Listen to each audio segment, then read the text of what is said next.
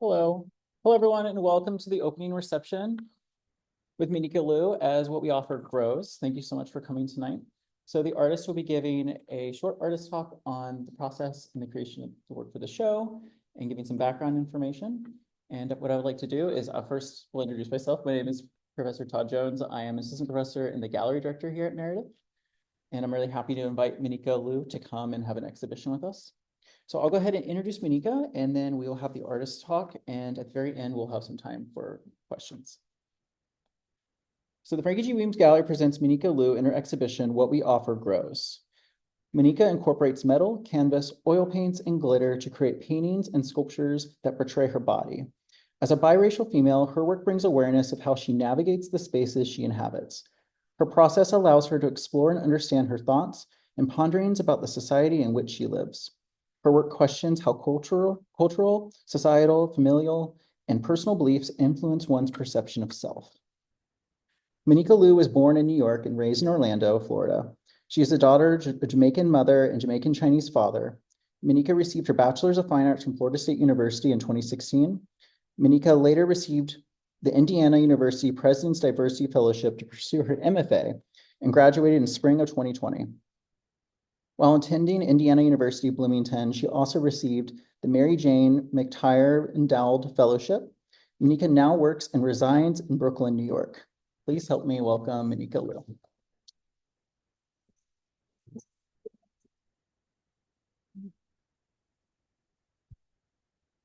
Hi, thanks for having me. All right, so as Todd said, the title of the show is called What We Offer Grows. I'll be talking about how the work came to be, the process, inspiration, and what the work is about. What are you willing to sacrifice in exchange for progress with your ancestors, personal healing, and destiny alignment? A sacrifice is also an offering, and what we offer grows. Aya ihime ora. I resonate with this quote as my work is about history, oneself, and the future we intend to build and leave for future generations. And then how all these three things function together. I guess I think of my work as an offering. All right, so I'm going to start with how we got here. So I'm going to show work that built up to the work that you guys see in the gallery. So this is an example of some work that I was making in grad school. I was interested in the figure, but I wanted to find a way to make my paintings more interesting than what you just see in like a figure painting class or figure drawing class. So I played with cropping, composition, orientation of the figure, and color. I'd previously made work using color, figures using color, but I was putting the person under like a colored light bulb. So this allowed me to render the painting a more naturalistic way, basically like as if the skin was red. But for these paintings, I wanted to layer paint, play with color, make marks, to then produce a painting that like happens to be skin, as opposed to like, this is the painting of like a red person. So just more experimentation, a little bit more experimental, more form, layering, playing with light, but in a more abstract way.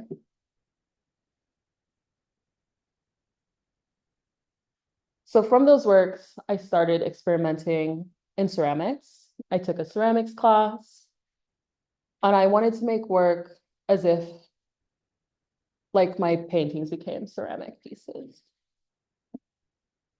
So I started making these small forms, and instead of doing glaze, because I was in grad school for painting, I'm like, I don't think I have time to learn all these glazing processes, to like make it the way I want it to look.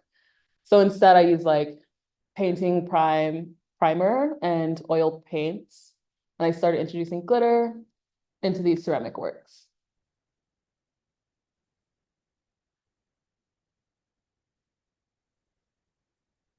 And then from there, because I wanted to make paintings, I decided to go back to canvas and make soft sculptures.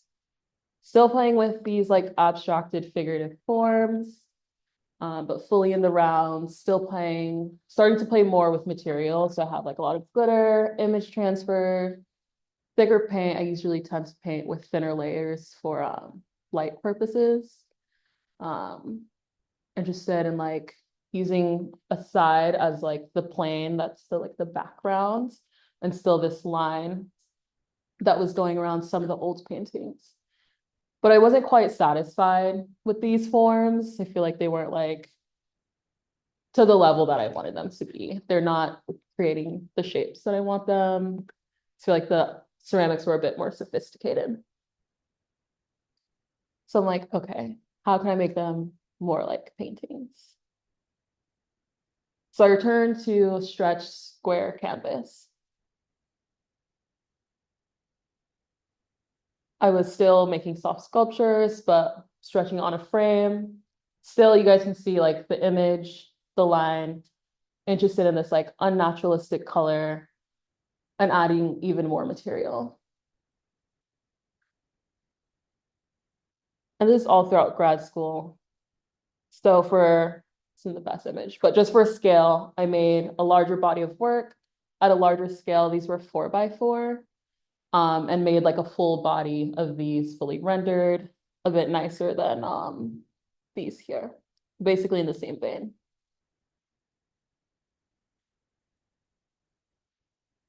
All right. And then after I graduated, I decided to move to New York. So this influenced the work that I was making because I no longer had access to like fancy facilities with a wood shop or a studio, like my tiny little apartment, making no money. So, and I saved up a lot of money for these materials. So I had to break free of this frame that I insisted on going back to make paintings. I was just basically having the figures, still interested in this like contorted composition, like what position are they in? But I got rid of like the excess space because I couldn't build them. And stretchers are really expensive. Um,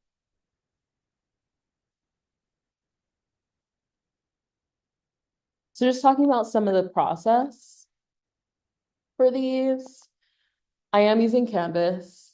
I'm laying one canvas down after I've like done my sketches, drawing it out. Then I lay another canvas on top. I basically like pin and stuff where I want there to be volume.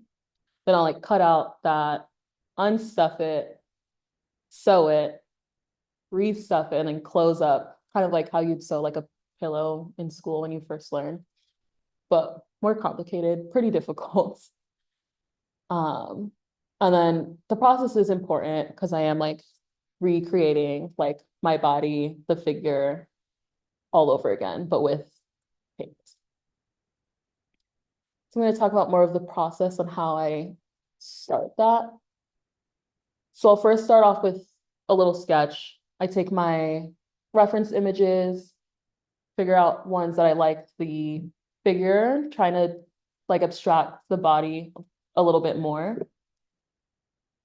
And then you see like little X's. I'm like, all right, that's what I want to come out towards you. That's what I want volume. And then once I make my sketch, I'll make the canvas. And you'll see it's kind of droopy. It's not stretched or primed yet. But I think when it's monochromatic, you can kind of see like a little bit more of the process, and like the material is light and it is like a teddy bear.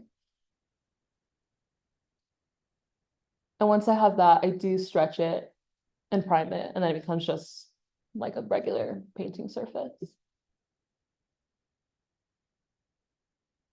I do work on multiple at a time, so that they're in conversation with each other. And once I do start with a like thin wash of color, Sometimes the shape of the figure or the theme of what the painting informs, or sometimes I'm like, I really want to make a purple painting. So we'll figure out what it's going to be about. But I wipe out my highlights just so that I use the white of the canvas as light or for light. Then I'll just keep building up. And then sometimes, if I'm not quite sure where to go, I do take it in digitally and kind of sketch over that. That's just a little process video. So I did start with it with a little bit of that like blue purple tone.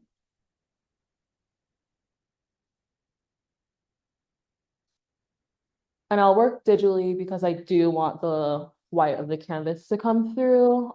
Just sometimes if you build it up, it becomes more opaque instead of translucent.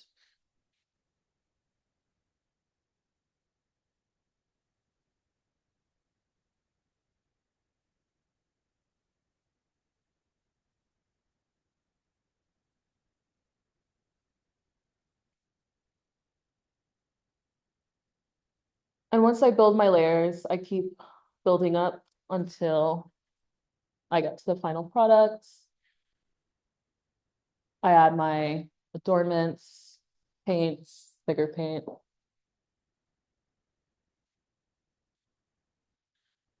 And then some of the themes and inspiration with these paintings, as Todd mentions, I am figuring out how one proceeds as they move through space.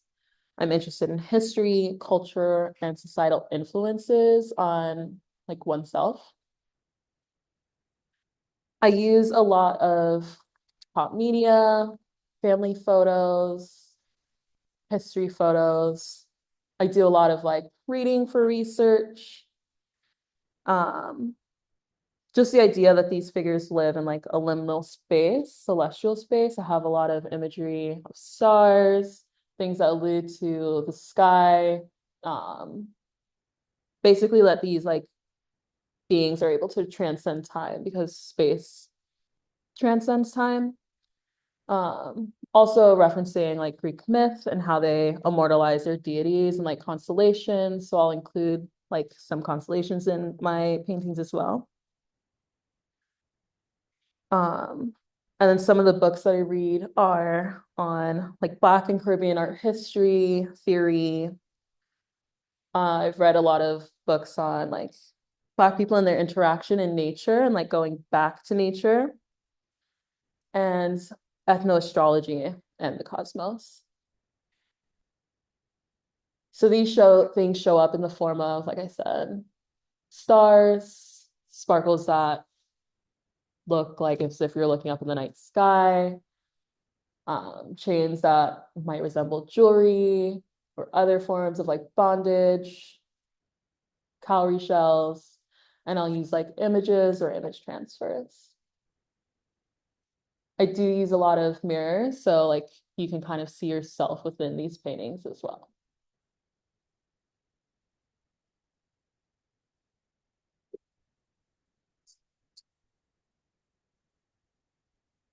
So then I'm just gonna tie it back to this short intro. Progress with your ancestors, personal healing, and destiny alignment. A sacrifice is also an offering, and what we offer grows. So to me, progress, which is an understanding of and connection to of your ancestors, and then personal healing, the understanding of oneself, which leads to contentment and how this affects the future. Thank you.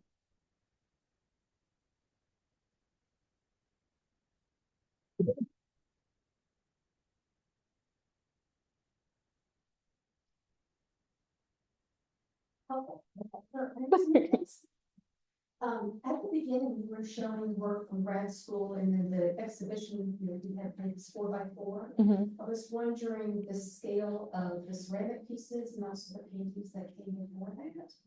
And if that process informed how large you needed to go. Yeah. Because those figures take up more space and the scale is larger than life, Right. or maybe not life size. Mhm. So I was curious about scale, and then I was also curious about your technique with the fibers in terms of hand stitching or sewing or machine sewing, or what you do for that.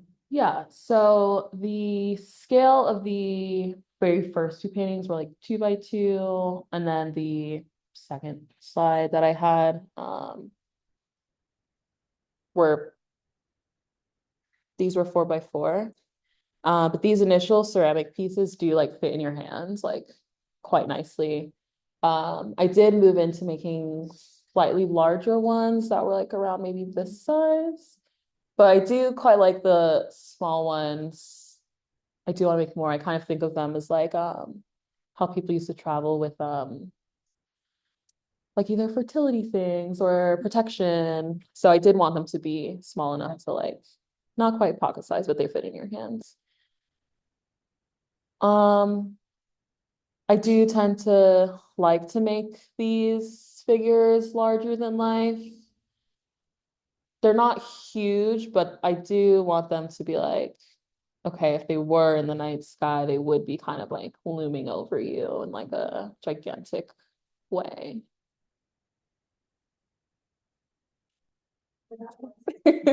I'm really curious about going from sculpting the illusion Mhm. on that 2D surface to how your work, just want to go in there and just, other than becoming a teddy bear, and just, there needs to be a tactile day with gloves, Yeah. and just allow us to go in there. My cat loves to sleep on them when I make them. Process from that illusionary space into the ceramic where you're actually creating that real volume and then accentuating with the paint, that push and pull of space. Yeah, it was very difficult to figure out because this was a self-directed assignment, even though I took like a ceramics class. I was like, oh, I can work on things that I want to work. But I think I started off with sketches. I don't know how I came to do it, but I'm like, I'm gonna sketch it in a square like I would on a drawing. And then some of the planes are where like the square cut off. And I would like from one frame, I would do like the illusion. And then the back was like, all right, how would that look if they were maybe from the back? I wouldn't quite form like, oh, if this was a hip or like an arm, it might go into like a behind or like a leg. But yeah, it kind of moved from like a square, and then I'm like, all right, let's make this from one frame. But if I spin it, something else has to be here. Like, what would that potentially be? Yeah. And I realized I didn't answer one of your questions. After I pin it, I do take out the fluff and I run it through a sewing machine, and then I'll just hand close that.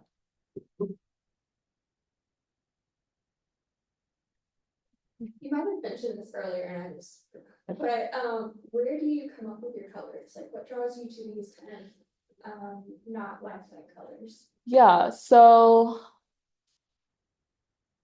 there's been like some of the things I touched on were like, okay, I didn't want them to just be regular figure drawings. I was at this time I was interested in like I don't remember what year this was, but it was like a lot of the like, oh, I don't see color like rhetoric. And I'm like, okay, but like if this is my brother, he's like black, he's darker skin than me. If he looks red, would you be able to like identify like his like what you would perceive him to be based on features? So when I moved into these works, I was still interested in naturalistic color, but not quite in the same way, just like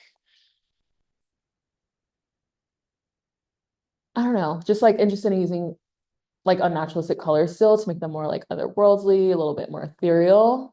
And then when picking them for the like different pieces, sometimes I really am like, I want to use purple now. Like I already did like 3 blues, like I don't want to do that anymore. But I do tend to like find associations within like the pieces. So for this one, I definitely was thinking like a night sky. So I started with this like more navy-ish color. It ended up being a bit more purple.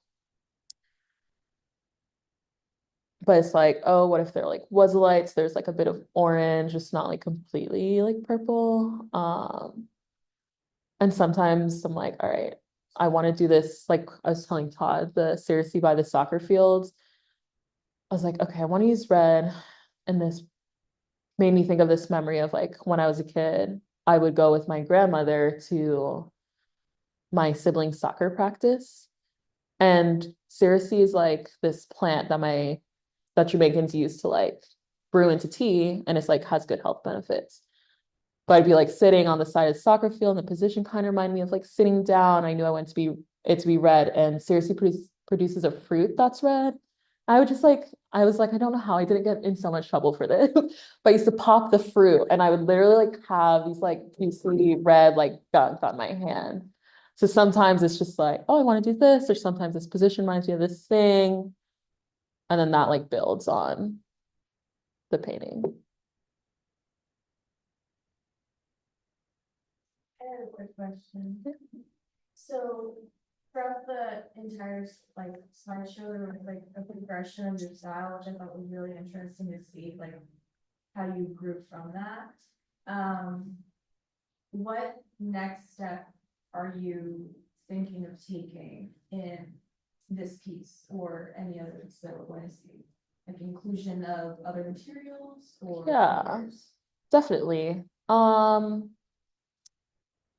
I'm like very convinced I need to like make these fabric pieces with these forms that I can kind of wear. Haven't started anything yet, but definitely more fabric. I want to see if I can like get access to a kiln. One experiment with like firing in my backyard, but I don't know if I can sustain a fire for that long or what I'm doing, but it'll be fun to figure out. And then I was thinking of also just like more just fabric, even smaller trinkets to like carry around with you.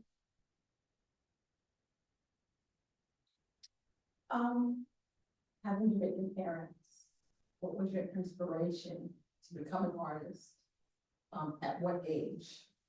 And how do they feel about being Jamaican parents? So they are a little different. They are artists. So they've both been very creative. And like the work, like I said, or like you said in the artist statement, like it is like, okay, like it was more like my grandma, like, oh, like I graduated undergrad with a BFA, and she's like, so are you going to medical school? I'm like, no. And then I got an MFA. She's like, are you going to get a PhD? I'm like, grandma, like PhD doesn't go in the studio art. Like I can go art history. She's like, so are you going to do it? I'm like, no. And like, it is just like, I'm going to do what I want to do. My mom is a little bit more lenient, but my grandma at the time was just like, she finally realized that I'm not going to listen to her. But I was like pretty like naturally talented as a kid. Like I was always kind of like, oh, like that's a good drawing as a kid. So they encouraged it and they were all good at it, but I don't think they thought I was gonna like be an artist until I graduated with my master's. And even then they're like, what else can you do? I'm like, this is it. I did it.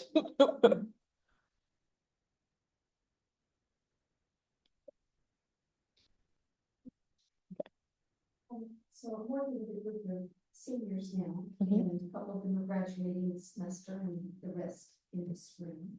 And one thing that we talk about is finding your art family post graduation, and that just a support system, and reaching out and looking around the community. And we moved to Brooklyn and not having access to supplies at school, and it really informed your work now because you had to be creative. It's the same about necessities and mother invention kind of thing. Mhm. Can you talk about that and how you pushed through that, where some would just give up, but Yeah. you not only pushed through, but you reinvented a way of seeing and developing space? Yeah, so it was hard. But I did graduate in 2020, so there wasn't much to do. Besides, like, I did have to work, unfortunately. But besides that, I'm like, all right, what else am I gonna do in Brooklyn in the middle of a pandemic? I'm gonna like make drawings. So for a while, like I was only making drawings, like I couldn't paint. But I did luckily move to Brooklyn with someone I went to grad school with. So I feel like we were like, all right, like let's go work on art.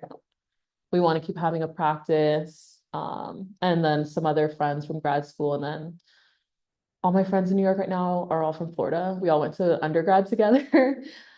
And I know them because we were in the same program. So I do luckily know quite a few people who live there who we are all artists. We're all like pushing to make.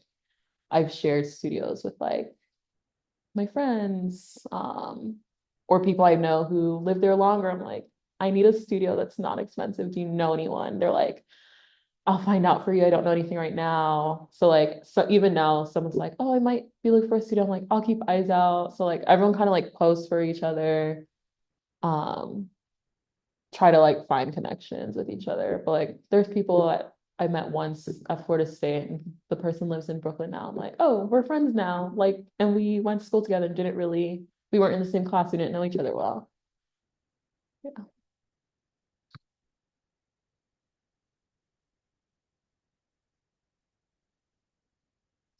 There's no other questions. Thank you all so much for coming. And we can enter the gallery and enjoy the rest of the reception. And if you have further questions for the artist, you can talk to them in the space. Thank you so much. Please enjoy the rest of your day.